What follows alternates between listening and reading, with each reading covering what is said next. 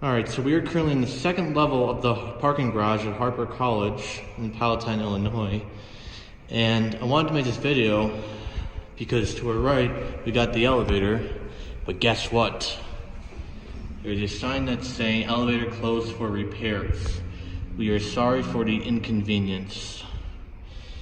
So yep, they're definitely doing something to this elevator. And if we take the manpower elevator down one level, you'll see what I mean. I would have filmed this with my camcorder, but I didn't know that this was happening, so I'm filming with my iPhone XR. At least it's better than my crappy iPhone 5S. But as you look here, you can see that the door on this floor is propped open. Yep, I don't know what they are doing to this elevator, but yep, it is just literally sitting there open.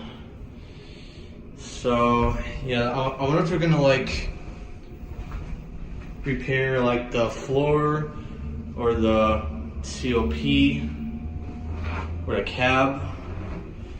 But whatever the case is, this elevator is currently out of service. And I don't think I'm able to press any buttons. Yep. See, I'm pushing a button and it's doing nothing.